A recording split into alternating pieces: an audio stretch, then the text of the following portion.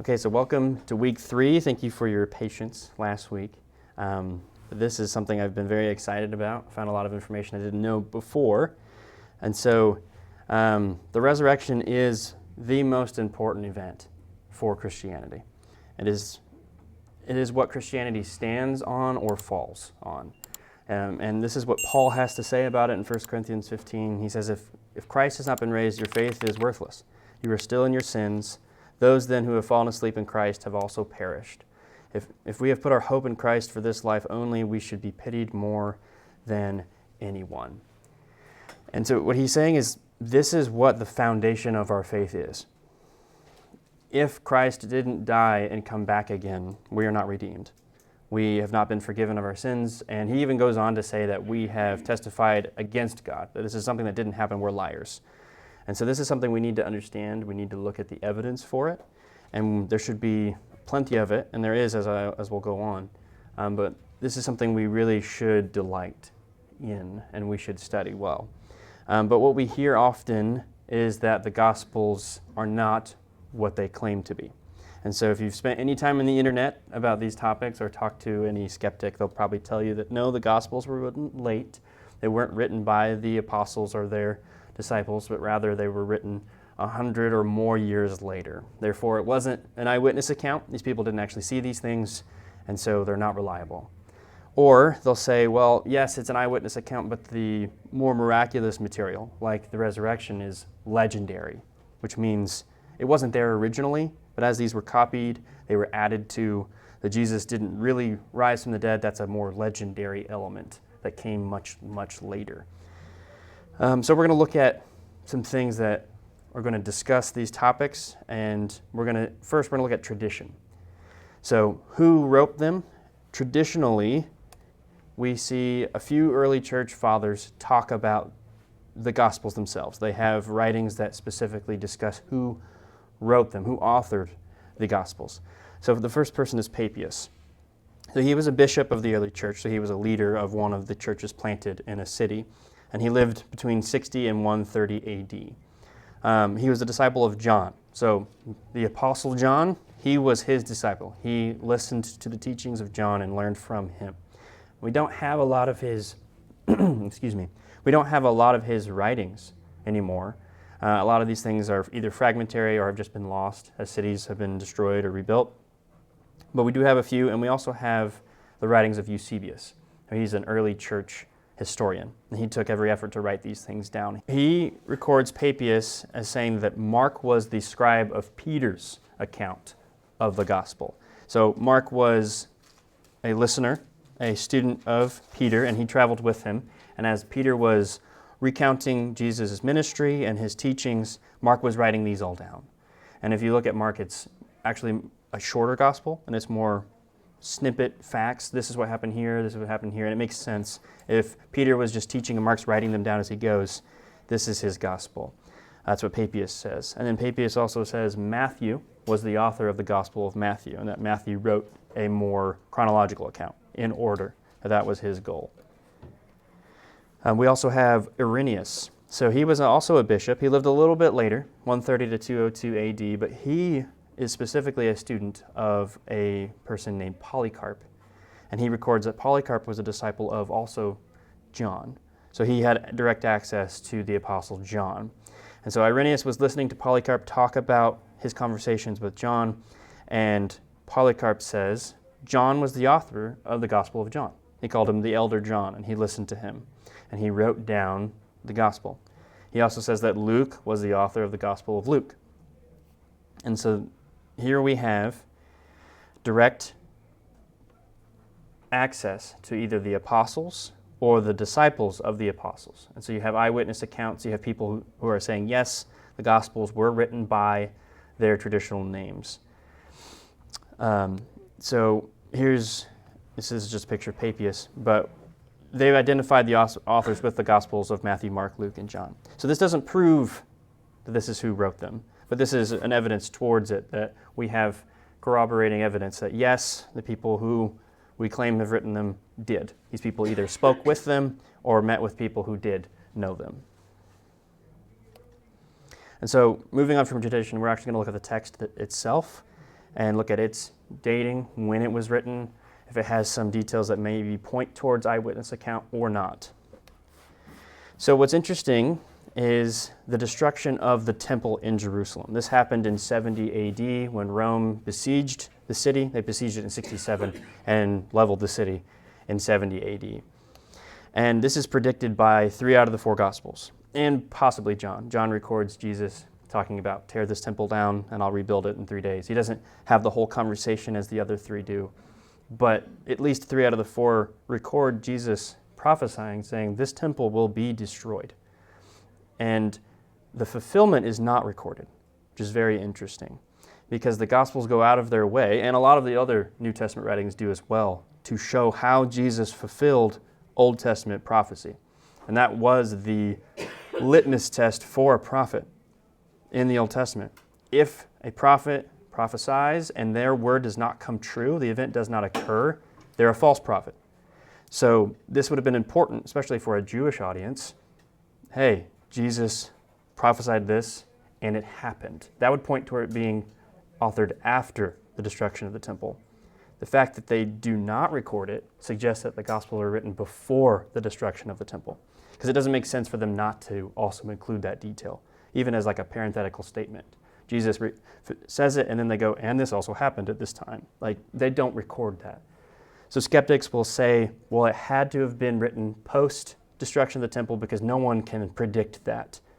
And that just points to their bias, because someone could have also looked at the political stage at the time and said, well, it looks like the Jews are going to revolt again, and we saw what the Romans did last time. They destroyed the temple. Even if he wasn't God, he could have predicted this. So the fact that they're saying it could not have happened that way, I think it's a bias towards it. But regardless, this would have been something they would have recorded. Or maybe Paul later would have recorded this. No one does. This would have been very powerful evidence for who Jesus was. Looking at specifics, I've included Luke, Acts together because they're a 2-volume unit. Like we showed earlier, it's traditionally attributed to Luke. What's interesting is that Acts doesn't record Paul's death. So traditionally, it's been considered that Paul died by Emperor Nero. So that emperor heavily persecuted the Jews. He blamed them for a lot, and so we think he died around 64 AD. He was martyred for that. But Acts ends with Paul on house arrest. He is still alive. We don't know exactly what happened after that. He's awaiting his final trial. But Luke doesn't record his death. So it suggests that it was written before that. He went into great detail about everything else when Paul was beaten and attacked and everything else, but he doesn't record his death. And so we think that it was written before this sometime, approximately 60 AD, maybe a little bit after that, 61, 62, sometime before 64 at least. We also know that Luke used material from Matthew and Mark. And so my point before is if Acts is before 64, that means Luke has to have been before that, because the author even claims, hey, I wrote this one first, and here's Acts afterwards. If Luke was written before that, 60 or earlier, well, he is thought to have used material from Matthew and Mark. We can look at all the Gospels and see where he's pulling material directly from their accounts of it. So if he's doing that, and that's exactly what Luke claims to do, he spoke to sources, he went through every effort to get every detail down accurately. He was more of he wasn't a historian, but he took every effort to be a historian for this purpose. It makes sense that he would look for sources that were already written down, Matthew and Mark, and he did. So that means that they were written before Luke's for him to have access to it. Paul also quotes Luke in 1 Corinthians 15, which is really interesting. He says, when he's talking about the Last Supper, communion, do this in remembrance of me. So you could say he was quoting any of the Gospels that record this, but it specifically is written in this way. Do this in remembrance of me, which Luke is the only one to record it this way. And so Paul, word for word, quotes a lot of scriptures and things. He's quoting Luke. This also makes sense if Luke is his traveling companion, writing everything down. Paul had direct access to Luke, probably his writings as well. So at least when Paul is writing 1 Corinthians in 54 AD, 54, 55, around there, he at least has access to Luke as he's writing, or if Luke maybe is already finished with his gospel. But it's at least in some form there in 54 AD, which again pushes Matthew and Mark before that even further. So this is the pattern we're looking at, is when this material is accessible to other authors. Moving on to John. It's traditionally attributed to John, as we saw before. It's thought to have been the last of the 4 Gospels that were written down. That's a scholarly consensus, but also tradition agrees with this. They say that John was the last to write his Gospel down. What's interesting is that he's also extremely familiar with the details of Jerusalem, specifically before the Roman siege. So 67 to 70 AD is with that siege and then the destruction of Jerusalem. He is familiar with the details of the city before that ever happens. So if we looked at John 5:2, he says, "By the sheep gate in Jerusalem, there is a pool called Bethesda in Aramaic, which has 5 colonnades." So he didn't just say Jesus was at the Bethesda pool. Done. He could have said that, and some of the other Gospels record details like that, but he specifically says which gate it was at, that it's a pool, its name. He even says in Aramaic, which probably means Hebrew to them. It has a different name because he's probably writing in Greek. And he gives another detail. It has 5 colonnades. He could have just said colonnades again, so he's including specific details. Notice the word that I have italicized and underlined, is. In the language, he is writing as if it is still there. He's telling his readers, hey, in the city of Jerusalem, this is where this specific event happened. And a lot of the Gospels recorded things, either the names of people, places, or events, as if they could still go see them. Like, hey, go talk to Rufus, or go talk to so-and-so, or hey, go to the pool of Bethesda. This is where it happened. Giving them concrete details of, this is where it happened, please go talk to these people, go see it for yourself. Or if there were people in Jerusalem reading this, they would have known about this place and said, oh, it happened right here in my own neighborhood, here. Not just Jerusalem in a broad category. This structure was destroyed in 70 AD.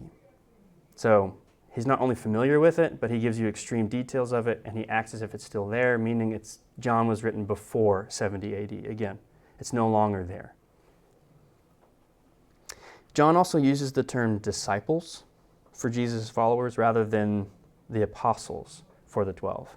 And so this is an early usage. If you see after this, the writings after John's writing, whether it's early church fathers, they use the term apostles. They lift them up much higher. So the fact that this person is writing using the term disciples suggests he was writing before those other writings, because he's not calling them apostles. There's also a very interesting description of Jesus' side. John records that when the Roman soldier pierced his side with a spear, that it was both blood and water that came from the wound. And so this is a surprising amount of modern medical understanding in John's writings.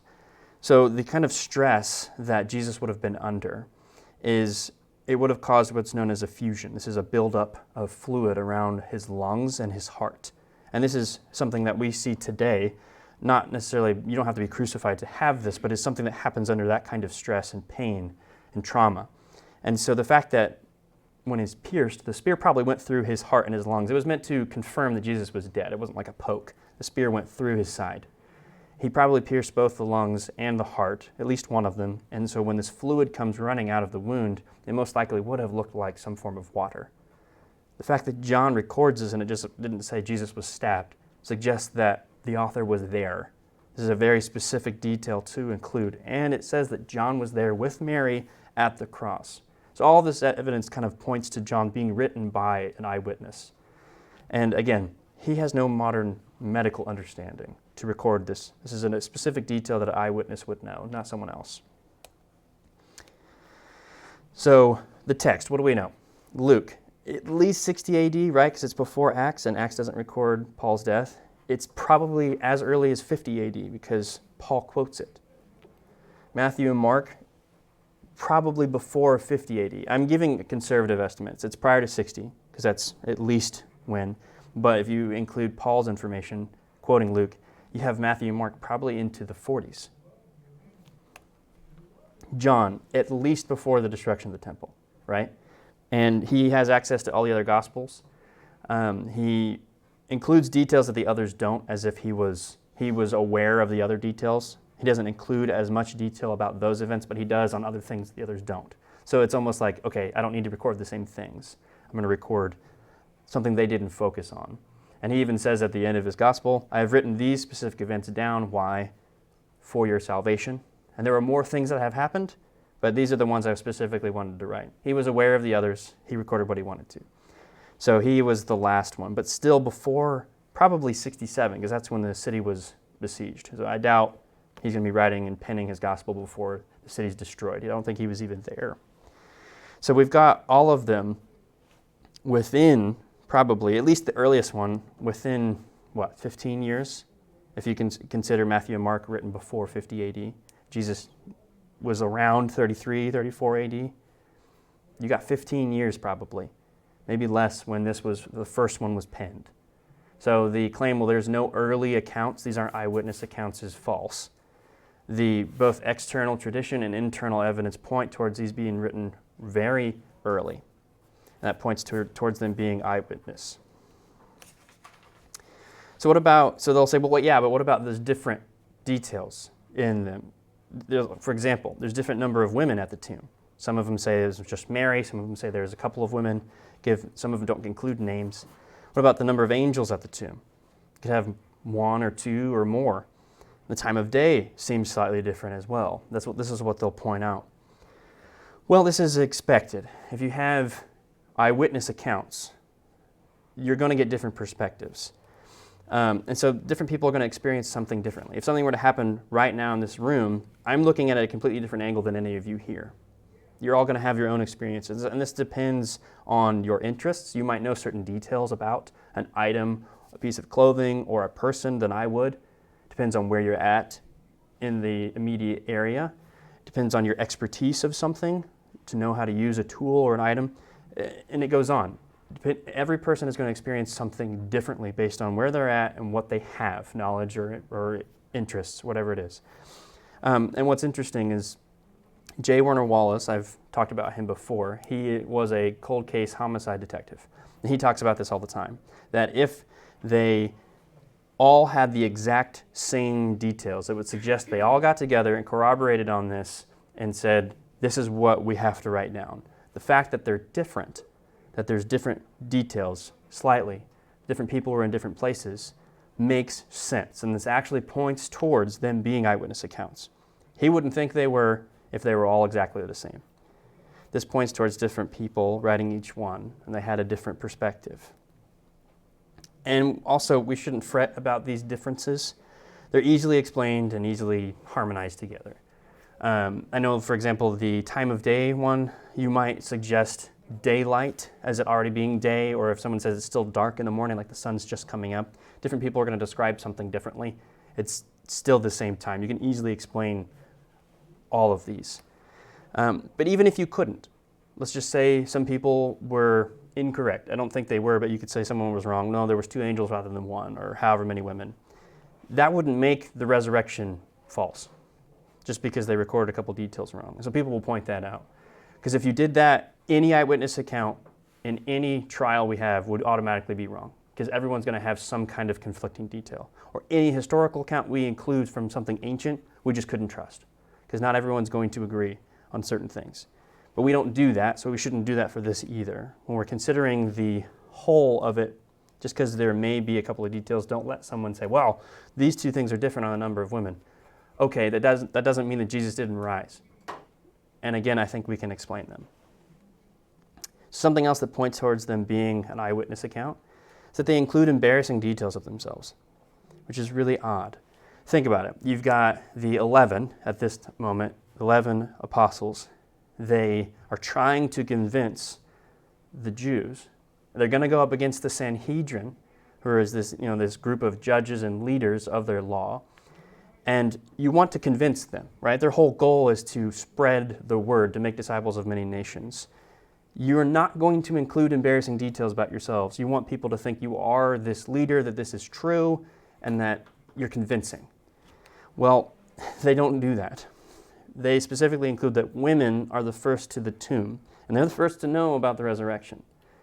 So what's interesting about this is that in the Jewish courts, especially at this time, a woman's testimony was considered lesser than a man's. And they couldn't testify on their own, right? So the fact that they would have explained, hey, Jesus appeared to these people, the women were the first to see it, and also we didn't believe them, that's extremely embarrassing. Rather, it was like, no, I'm Peter, I was the first there, I believed it, and I was the first to tell everyone I saw Jesus. He doesn't say that.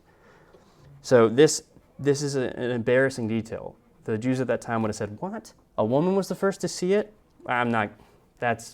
You can't trust their thoughts on this. And you can look at like the Targums and other writings at that time that show they did not agree with women's testimony very much. There were some who did, but there's also, if you're trying to convince the masses, you're going to give the best. Then they don't. The disciples also scatter, right? Jesus is arrested and they flee. They don't sit there and protect him, they run. Peter claims, I will never deny you, Jesus. And he denies him 3 times. And they record this detail, it's there. And Peter weeps bitterly, like he has been broken by this. John is the only one who actually stays with Mary. Again, this is not the group of people you want to follow.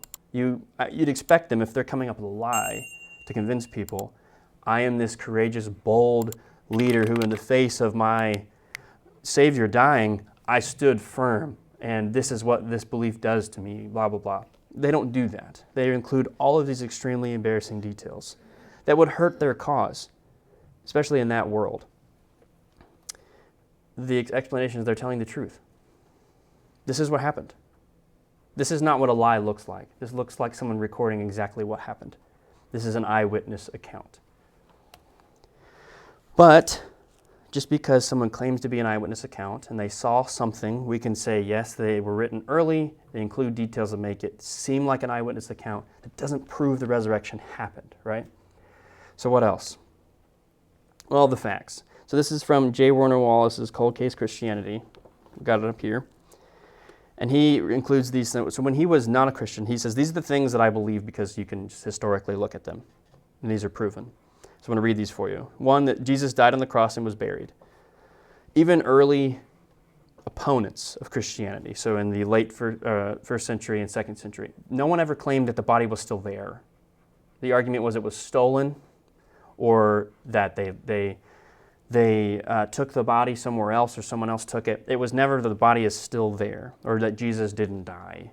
That was not the argument. So even opponents claim, yes, Jesus died on a cross and he was buried. Jesus' tomb was empty. No one ever produced his body. Jesus' disciples believed they saw Jesus resurrected from the dead, and Jesus' disciples were transformed following their alleged resurrection observations. So these people didn't just go on to preach the gospel. They did so in the face of persecution, heavy persecution, losing jobs, wealth, family, their lives. They faced beatings, stonings, jail time, and execution. And they did all of this.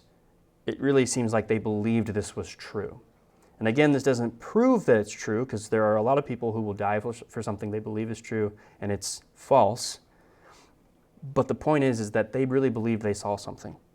And you can really prove that, because no one is going to, under such pressure, hang on to something they know is false and that they made up. It's not worth it.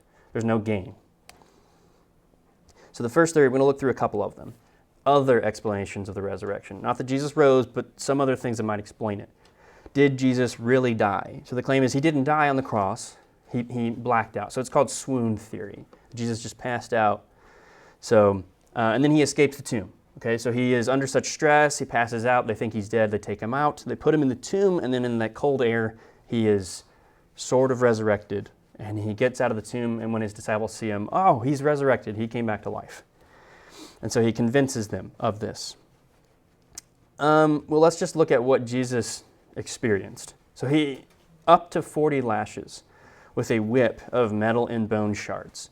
So this is going to be hitting his back, either bruising it or tearing it, almost all the way down to bone, has some accounts of Roman whipping. So this would have caused extreme pain and heavy blood loss for Jesus. Then he's nailed to and hung from a wooden cross. So the point is, when I was reading some medical explanations of this, he was probably pierced through the wrists, not the palms, and in that time anything from wrist up was considered hand when described in writing. It would have crushed a important nerve that runs through your arm, and this would have caused immense pain, because you're not just hitting it, you're crushing it with a nail. And they did the same thing with his feet. This would have hit the same nerve.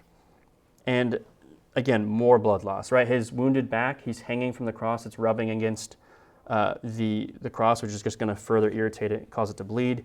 He's bleeding from his hands and his feet now, and he's also suffocating. The way he's being held up there, it's dislocating his shoulders. That would have happened. It would have dislocated his arms. And he can't breathe very much from the angle, so he would have had to push down on the nail in his feet in order to lift himself up to breathe properly. So he's exhausted, he's heavily bleeding all over his body, he's been beaten, and he's under immense pain, which would have been leading towards cardiac arrest. And then to finish it off, he was pierced with a spear. This was to confirm, yes, he's dead. So the guy is dead. Like, he's hanging from a cross already. If he wasn't, now he is. His lung, either it pierces his lungs or his heart or both. He's dead.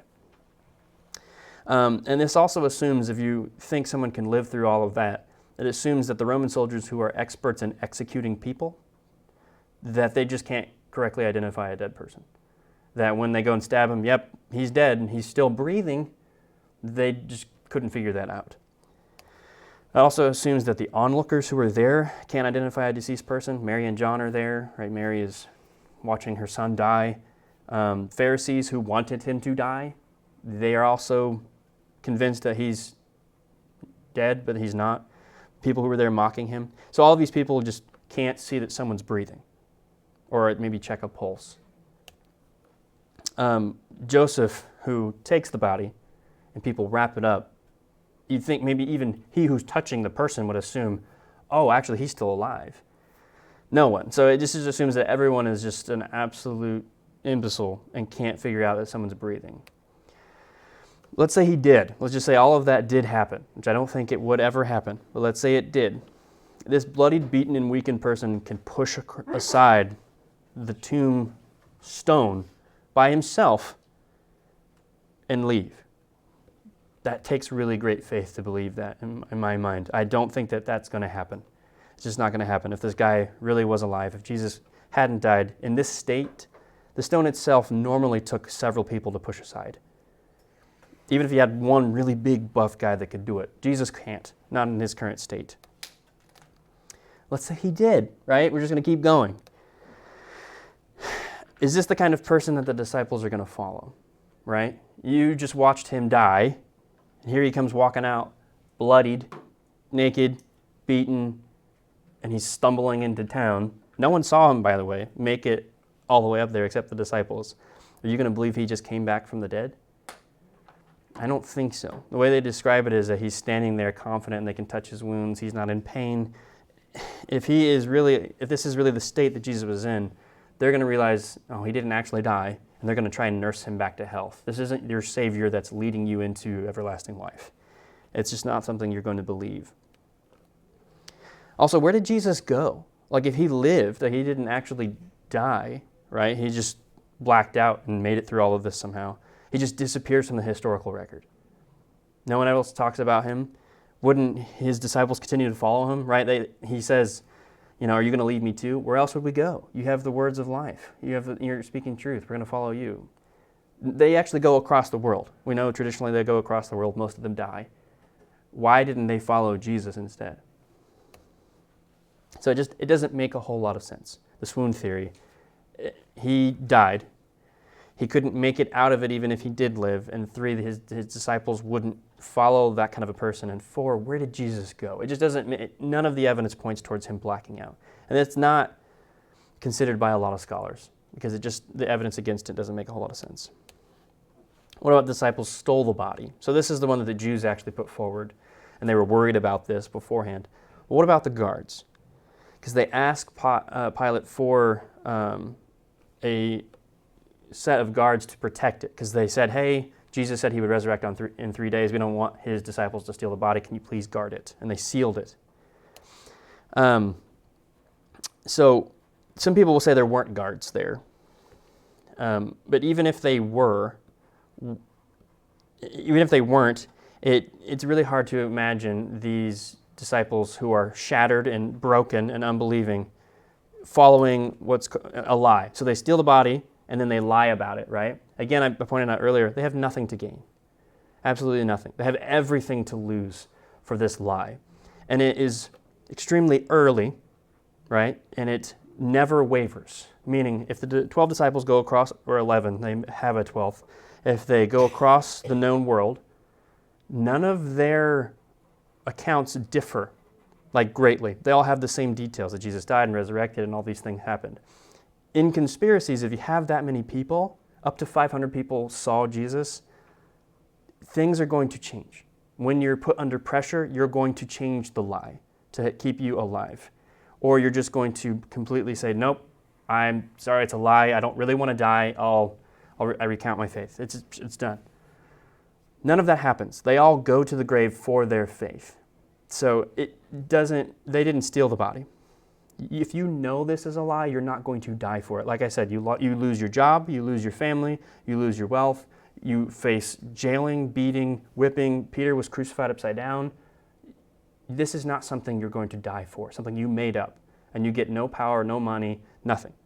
Conspiracies are normally, J. Warner Wallace will point out, usually it's power, money, or women. That's the thing that men will lie about. That's a conspiracy. These men have nothing to gain. It doesn't make any sense. So again, what did they gain?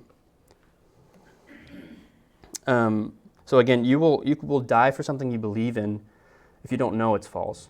You're not going to die for something you know is false. You made up yourself. What about the disciples hallucinated? So this is more considered than swoon theory, but again, it's not considered by a lot of people. So this would explain their belief, right? If they just hallucinated, right? These people are under extreme grief.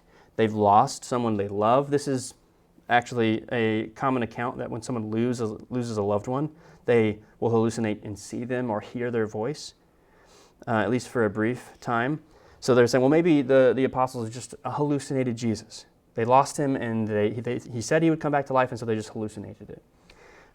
This would explain them going on to believe he rose from the dead, and so they would go and change their lives. But why didn't someone just produce the body?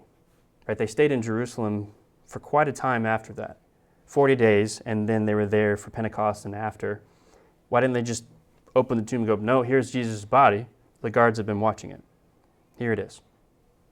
They didn't. And they knew where it was at. Joseph of Arimathea was a Sanhedrin member. He has a wealthy tomb in this garden plot. And again, there were guards. Mary and the others followed them to it. Anyone would know where this is at. Everyone knew about Jesus, right? This was a public execution. It's easy to locate. Also, group hallucination has never been documented, where everyone might be hallucinating at the same time if they're under some kind of drug, but they're not seeing the same thing.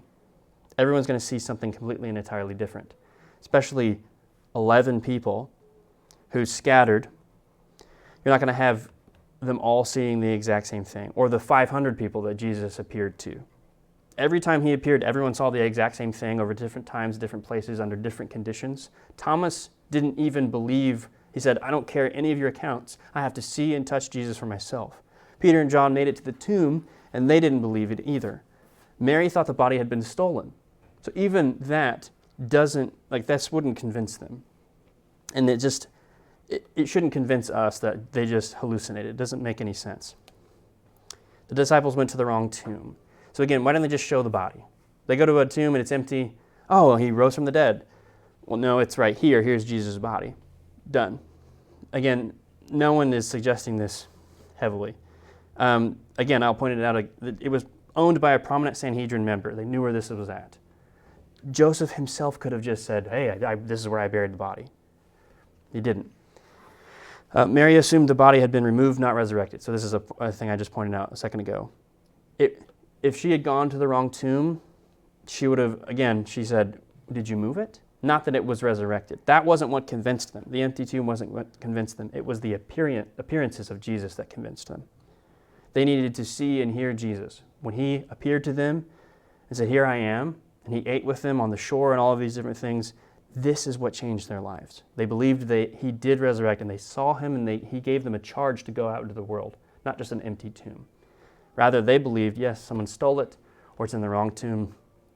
They needed to actually see Jesus. What about someone else stealing the body? None of the apostles, just someone else. Maybe would this have convinced them? Again, Mary thought someone else had moved the body. John and Peter didn't understand why the body was missing. Thomas needed to touch Jesus. This is not what convinced them. They needed to see Jesus.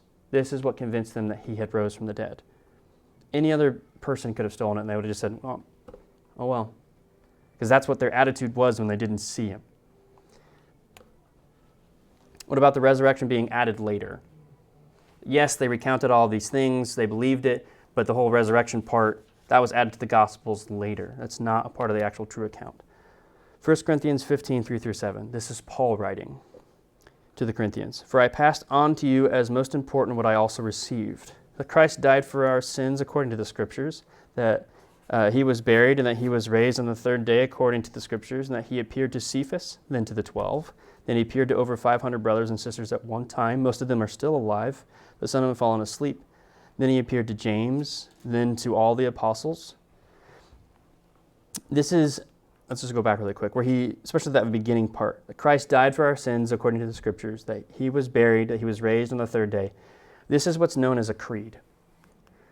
Paul is recounting what's known as the earliest creed of Christianity, right? He says, I'm going to give to you what I received. And we know that Paul, after he converted, went and spent time with the apostles. And this sounds like something that was like an oral creed amongst the early church.